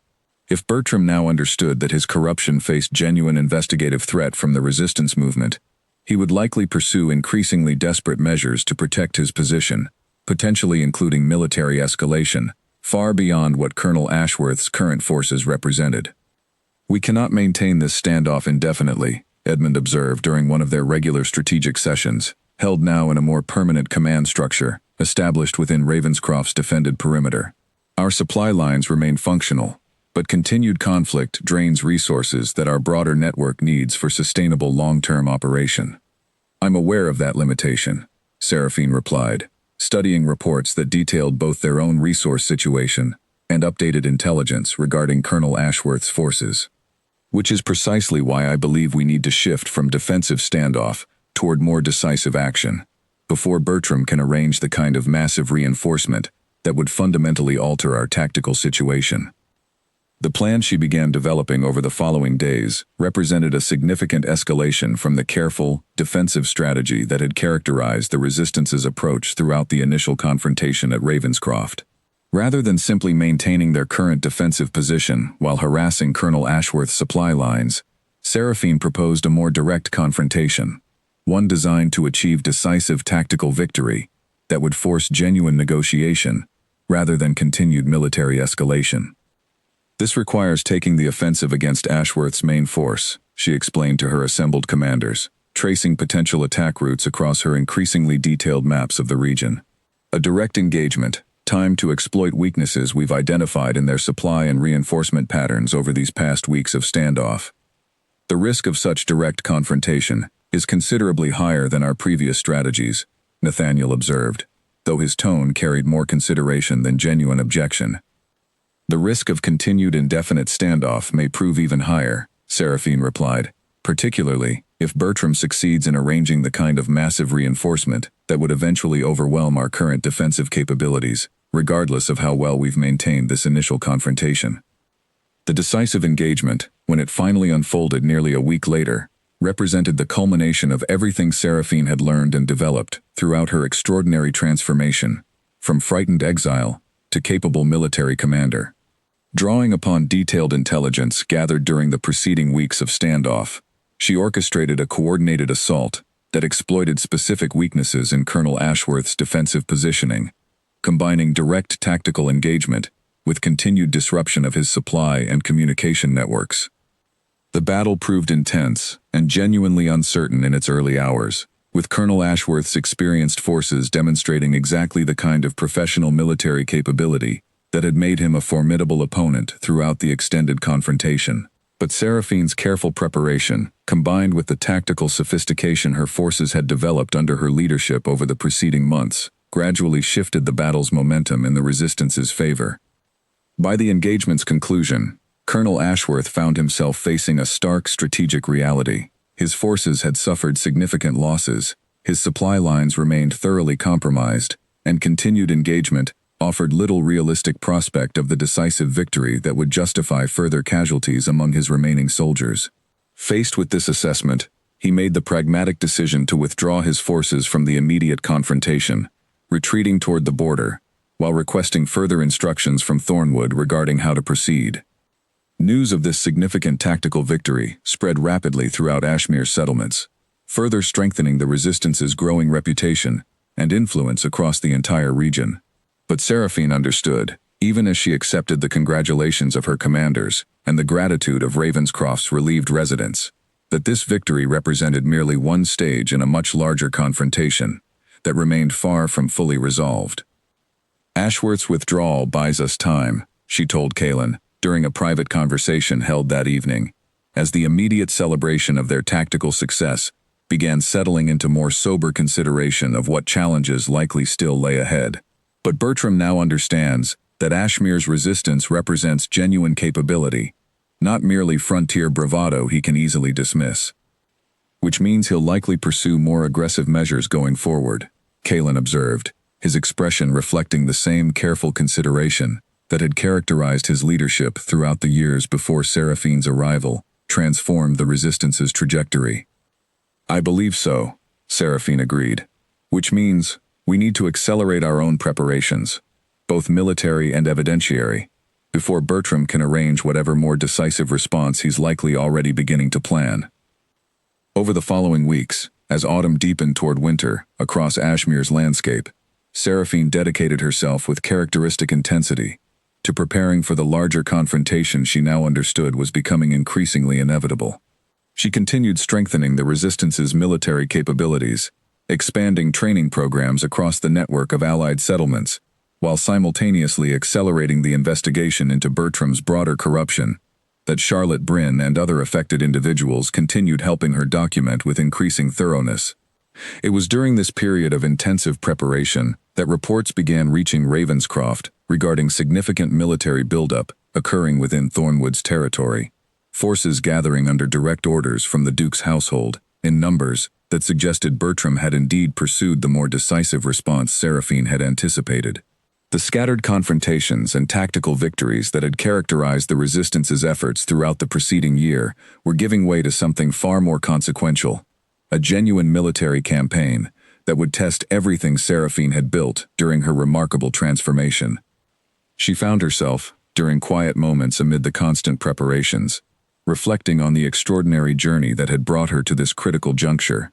The frightened exile who had arrived in Greyford with nothing but uncertainty had become a capable military commander leading genuine resistance against the corruption that had defined and distorted her entire adult life. Whatever confrontation lay directly ahead, she understood that it would likely prove decisive, not just for her own personal quest for justice, but for the broader future of Ashmere's people, who had placed their trust in her leadership throughout this extraordinary year of transformation and growth. Dark clouds gathered along the western horizon as Seraphine stood at the edge of the assembled resistance forces, studying the sky with the practiced eye she had developed through years of navigating Ashmere's unpredictable weather. A storm was building, significant enough that any experienced frontier rider would recognize the danger of traveling through its worst hours. But timing, she understood, could transform even the greatest danger into decisive advantage. Reports from her scouts confirmed what she had suspected for nearly a week. Bertram had convinced the Duke to commit substantial military resources toward a final, decisive campaign, intended to crush Ashmere's resistance permanently. Forces significantly larger than anything Colonel Ashworth had previously commanded, currently positioned along the border, awaiting final preparations before advancing deep into resistance territory. The Duke's forces expected this advance to proceed under clear autumn skies, following traditional military logic that favored organized movement over unpredictable weather conditions. They won't expect an attack during the storm, Seraphine explained to her assembled commanders, gathered within the war tent that had become the Resistance's primary strategic headquarters since the victory at Ravenscroft months earlier. Their scouts will report the approaching weather, and Colonel Ashworth, or whoever now commands this larger force, will assume any significant engagement must wait until conditions improve. The border pass floods completely during storms of this magnitude, Nathaniel observed, studying the terrain maps with obvious concern. Even experienced riders consider that crossing impassable under such conditions. Which is precisely why they won't be watching it closely, Seraphine replied, her confidence carrying the weight of months spent studying every detail of the region's geography and weather patterns. I've crossed that pass during difficult conditions before, during my very first winter in Ashmere. It's dangerous, but not impossible for riders who understand the terrain and possess the discipline to execute a difficult crossing under pressure. The plan she outlined over the following hours represented the culmination of everything she had learned throughout her extraordinary transformation, combining detailed tactical knowledge with the kind of bold, decisive action that had characterized her leadership since first proving herself during the desperate winter ride to save the Whitfield family. Rather than waiting for the Duke's forces to complete their preparations and advance according to conventional military timing, she proposed striking directly at their staging area during the height of the coming storm, exploiting exactly the kind of unpredictable conditions that traditional military strategy typically avoided.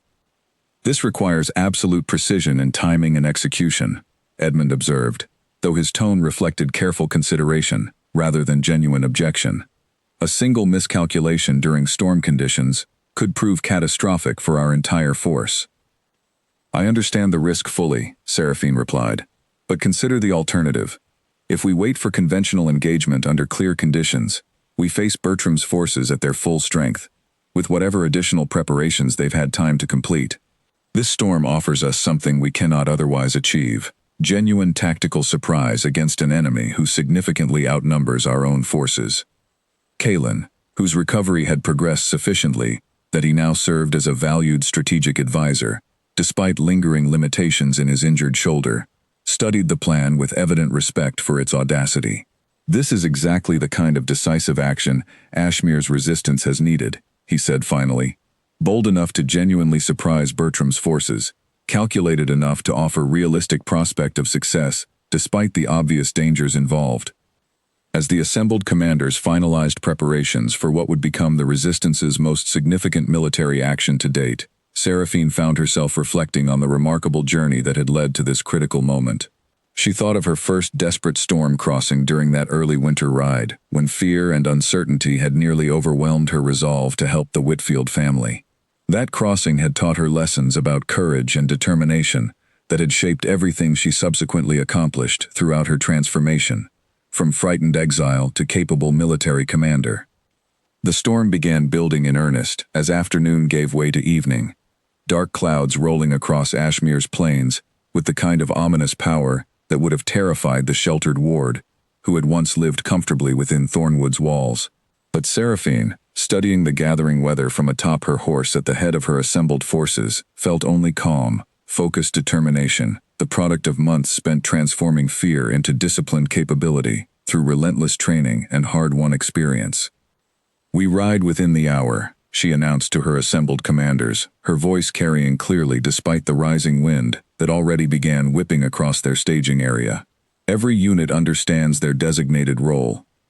Trust your training, trust the preparation we've invested throughout these past months, and trust that this storm, however dangerous it may seem, offers us the decisive advantage we need to finally end Bertram's corruption permanently." The ride toward the border pass proved every bit as challenging as Seraphine had anticipated, rain driving sideways across the darkening plains as wind howled with increasing ferocity around their advancing column. She rode at the formation's head, alongside Nathaniel and a core group of her most experienced fighters, drawing upon every lesson learned during that first desperate winter crossing to guide her forces through conditions that would have overwhelmed less disciplined leadership. Lightning split the darkening sky as they approached the flooded pass, illuminating for brief, dramatic moments the treacherous crossing that lay directly ahead. The river that normally flowed gently through this narrow gap between hillsides had swollen into a raging torrent, exactly the kind of dangerous crossing that Colonel Ashworth's successor would have confidently assumed impassable under such severe conditions.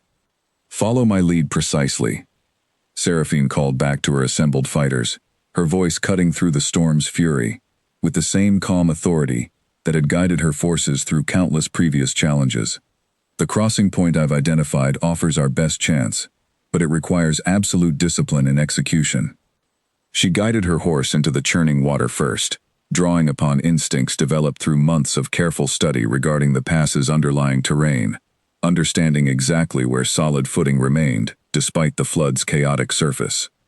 Behind her, unit by unit, her disciplined forces followed, with the kind of trust and coordination that reflected months of careful training and genuine leadership development. The crossing proved every bit as dangerous as anticipated, several horses stumbling in the swift current, a handful of fighters nearly swept away, before quick action from their companions secured their safety.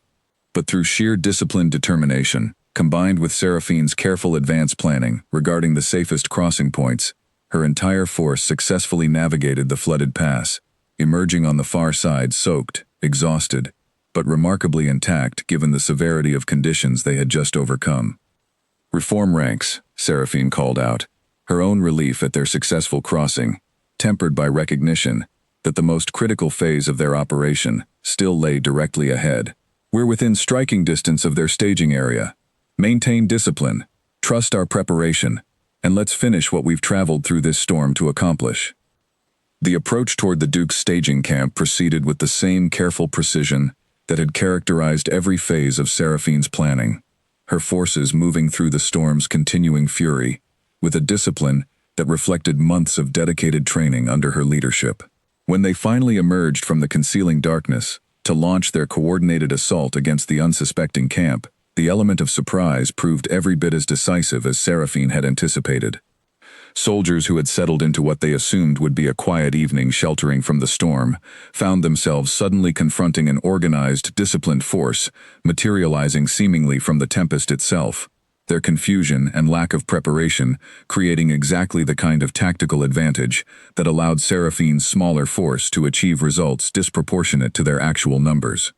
The staging camp's command structure, caught entirely unprepared for engagement during such severe weather conditions, struggled to organize effective resistance against the coordinated assault unfolding around them.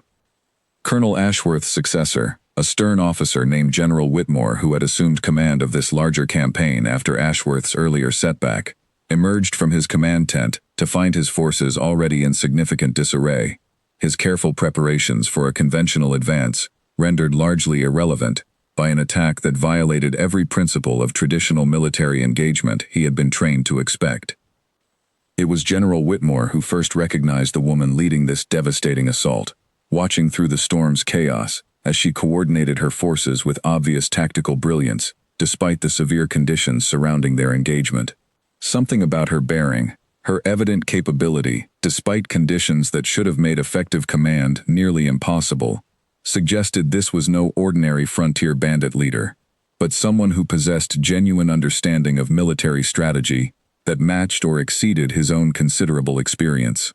As the engagement continued through the storm's relentless fury, Seraphine found herself, in a moment of intense but focused clarity, directing forces toward General Whitmore's own position, recognizing that decisive victory would require confronting the enemy's central command, rather than simply achieving scattered tactical successes throughout the broader engagement. Fighting her way through the chaos alongside Nathaniel and her most trusted fighters, she pressed steadily toward the command tent, where General Whitmore had established his final defensive position, as his broader forces continued struggling against the unexpected assault.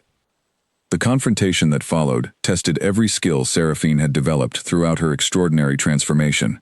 Physical combat, combined with rapid tactical assessment, as she fought through General Whitmore's remaining guards to finally reach the officer himself, standing defiant despite the obvious deterioration of his broader military position throughout the storm-shrouded engagement. "Surrender your remaining forces," Seraphine called out, her voice carrying clearly, despite the storm's continuing fury, her sword raised, but her posture suggesting genuine preference for resolution, without further unnecessary casualties. "Your position is compromised, beyond recovery, and continued resistance serves no purpose beyond additional loss of life among soldiers who deserve better than dying for Bertram's corruption." General Whitmore studied her for a long moment, recognizing in her bearing and evident tactical capability that this confrontation had already been decided, regardless of his own personal willingness to continue fighting against increasingly hopeless odds. Finally, with the pragmatic wisdom of an experienced military officer recognizing genuine defeat, he lowered his weapon and called for his remaining forces to stand down.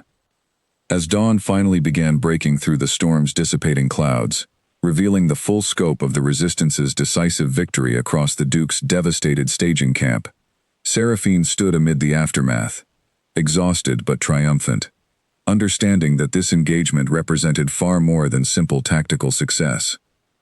This was the moment when Ashmere's resistance had finally demonstrated capability that could no longer be dismissed or ignored by Thornwood's court, regardless of whatever desperate measures Bertram might still attempt to protect his crumbling schemes. The storm that had provided their decisive advantage continued rolling eastward across the plains, leaving behind clearing skies and the unmistakable understanding that everything had changed. Seraphine Voss, once banished as a frightened exile with nothing but false accusations and unanswered questions, now stood victorious over a Duke's military force, commanding genuine respect and fear in equal measure from those who had once dismissed her as merely another forgotten victim of Thornwood's harsh justice. Whatever confrontation still lay ahead with the Duke himself, and with Bertram's desperate attempts to protect his corruption, Seraphine understood that this storm-shrouded victory had fundamentally altered the balance of power between Ashmere's resistance and Thornwood's authority. The next phase of her extraordinary journey, the final reckoning with everything that had led to her exile and everything she had built throughout her remarkable transformation, was about to begin in earnest. News of General Whitmore's stunning defeat reached Thornwood Manor within 3 days, delivered by exhausted messengers whose accounts left no room for the comfortable dismissal Bertram had previously offered regarding Ashmere's resistance. Duke Alaric Thornwood received the report in stunned silence, studying the detailed account of how his substantial military force had been decisively defeated through a tactical maneuver so bold that even his most experienced advisors struggled to fully comprehend its execution. "A storm crossing considered impassable by every experienced officer in my service," the Duke said slowly, reading through the messenger's detailed report for a second time. "Coordinated assault achieving complete surprise against a force nearly 3 times their reported numbers. General Whitmore's formal surrender, along with his testimony regarding the commander who defeated him, He looked up from the report, fixing Bertram with an expression that carried genuine concern rather than the confident authority that had characterized their previous conversations regarding Ashmere's resistance. Whitmore's testimony specifically names this commander, the Duke continued, Seraphine Voss. The name struck Bertram with the force of a physical blow, years of carefully maintained composure threatening to crack as he processed implications he had desperately hoped to avoid confronting. He had known, of course, that Seraphine's exile had never fully resolved the threat she represented to his schemes, but he had assumed, or perhaps simply hoped, that banishment to Ashmere's harsh frontier would prove sufficient to eliminate any realistic possibility of her eventual return to challenge his position. That name seems familiar, the Duke continued, his expression shifting from confusion toward something more troubling as memory began connecting scattered details. Was she not the young woman I exiled several years ago? Your investigation revealed evidence of conspiracy against my household, if memory serves correctly. The matter was thoroughly investigated at the time, my lord, Bertram replied, though his voice carried less confidence than his careful words attempted to convey. The evidence against her appeared conclusive. Appeared, the Duke repeated, his tone growing sharper as suspicion began crystallizing into genuine concern. And now this same woman commands sufficient military capability to defeat one of my most experienced generals through tactics of remarkable sophistication.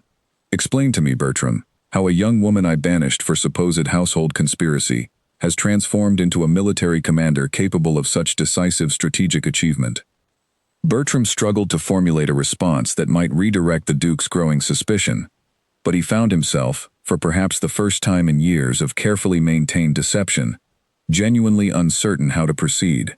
The elaborate schemes he had constructed to protect his corruption had always depended upon the Duke's continued trust and lack of detailed investigation into matters he preferred to keep obscured. But Seraphine's dramatic transformation and evident military capability suggested a threat that his previous methods of quiet elimination had utterly failed to contain. Before Bertram could offer any satisfactory explanation, a new messenger arrived at Thornwood Manor, this one carrying formal correspondence rather than mere verbal reports of the recent military defeat. The letter, addressed directly to Duke Alaric Thornwood and sealed with an unfamiliar signet that nonetheless carried an official quality, suggesting legitimate diplomatic communication, requested formal audience to present evidence regarding corruption within his household that had led to significant injustice against multiple individuals over several years. The Duke read through this second communication with growing alarm, recognizing implications that extended far beyond the immediate military confrontation with Ashmere's resistance. This letter references specific financial irregularities, he said, studying detailed accusations that named Bertram directly regarding diverted resources and fraudulent evidence used to eliminate individuals who had discovered evidence of his schemes. It claims access to documentation supporting these allegations, along with testimony from multiple witnesses affected by similar circumstances to Seraphine's original exile. Bertram felt the last vestiges of his careful composure finally crumbling as the Duke's expression shifted from confusion toward genuine anger, the kind of controlled fury that Bertram had witnessed directed toward others throughout his years of service, but had never before experienced as the target of the Duke's growing suspicion. I want complete explanation, the Duke said, his voice carrying dangerous quiet that proved far more unsettling than any raised anger might have conveyed. Immediately, and without the careful evasion you've apparently perfected throughout years of service within my household. The confrontation that followed stretched through the remainder of that day and well into the evening, as the Duke systematically demanded explanation for years of accumulated financial records, trade arrangements, and personnel decisions that Bertram had previously managed with minimal direct oversight. Faced with the Duke's methodical investigation and the mounting evidence suggested by Seraphine's formal correspondence, Bertram's carefully constructed schemes began unraveling with the kind of rapid collapse that years of accumulated deception typically produces once genuine scrutiny finally penetrates beneath comfortable assumptions of continued trust. 3 days later, Seraphine arrived at Thornwood's gates, not as the frightened exile who had departed years earlier in a rain-soaked carriage, but as the acknowledged commander of Ashmere's resistance forces, accompanied by a formal delegation that included Kaelin, Edmund, Charlotte Bryn, and several other individuals whose testimony would prove essential to the formal proceedings the Duke had reluctantly agreed to conduct, following his confrontation with Bertram. The great hall where she had once received her devastating banishment now hosted a very different kind of gathering. The Duke, seated at its head, with an expression that carried genuine uncertainty, rather than the cold authority Seraphine remembered from her final moments as his ward. Bertram stood to one side, his composure entirely abandoned, his expression reflecting the desperate awareness that his years of careful manipulation had finally reached their inevitable and complete unraveling. "Present your evidence," the Duke instructed, his voice carrying none of the harsh judgment that had once condemned Seraphine without proper investigation. What followed was a methodical presentation that drew upon everything Seraphine had gathered throughout her extraordinary transformation. Financial records documenting years of diverted resources, testimony from Charlotte and others who had suffered similar unjust exile after discovering evidence of Bertram's schemes, and detailed accounts connecting the original forged letter that had condemned Seraphine to broader patterns of corruption that had systematically protected Bertram's position through calculated elimination of anyone who threatened genuine investigation. The Duke listened throughout the extensive presentation, with growing recognition of how thoroughly he had been deceived, how his own trust in Bertram's judgment had enabled years of exploitation, affecting not just Seraphine's exile, but countless other injustices throughout his territory that he had never possessed sufficient awareness to properly address. When the presentation finally concluded, he sat in prolonged silence, visibly processing the full weight of accumulated evidence before finally speaking. "I failed you," he said, addressing Seraphine directly, with an admission that carried genuine weight despite its evident difficulty. "I failed to properly investigate the accusations against you, trusting Bertram's judgment without appropriate scrutiny that your circumstances clearly deserved. That failure resulted in years of unjust exile, hardship you should never have been forced to endure." Seraphine studied the Duke carefully, recognizing genuine remorse in his admission, despite the years of accumulated pain his original judgment had caused throughout her difficult but ultimately transformative exile. "I did not travel here seeking simple apology," she replied honestly. "I came seeking justice, not just for myself, but for everyone who suffered under Bertram's schemes, and for the people of Ashmere who have endured years of exploitative trade arrangements that enriched his corruption at their genuine expense." "What justice do you propose?" the Duke asked, his tone reflecting genuine willingness to consider whatever resolution she might suggest. The negotiations that followed extended across several days, as Seraphine, supported by her delegation and increasingly by the Duke's own advisors, who recognized the legitimate grievances underlying her demands, worked to establish comprehensive resolution addressing both the immediate corruption Bertram had perpetrated and the broader systemic issues that had allowed such exploitation to continue unchecked for years. Bertram himself, formally stripped of his position and facing serious consequences for his extensive corruption, offered little resistance to proceedings that had already thoroughly documented his years of calculated deception and manipulation. The final agreement established fair trade arrangements between Ashmere's settlements and Thornwood's broader territory, formal recognition of the injustice Seraphine and others had suffered through Bertram's schemes, and meaningful autonomy for Ashmere's communities that acknowledged the genuine capability and legitimate governance the resistance had demonstrated throughout their extraordinary struggle against corruption and exploitation. When the formal proceedings finally concluded and the various parties began preparing for their return journeys, Seraphine found herself standing once again in Thornwood's courtyard, though this time not as a condemned exile departing in shame, but as a respected leader who had achieved genuine justice through her own remarkable strength, determination, and unwavering commitment to truth. "You could remain here," the Duke offered, watching her prepare for departure with an expression that suggested genuine respect for everything she had accomplished. "Your position within this household could be fully restored, along with whatever inheritance and status you originally possessed before your unjust exile."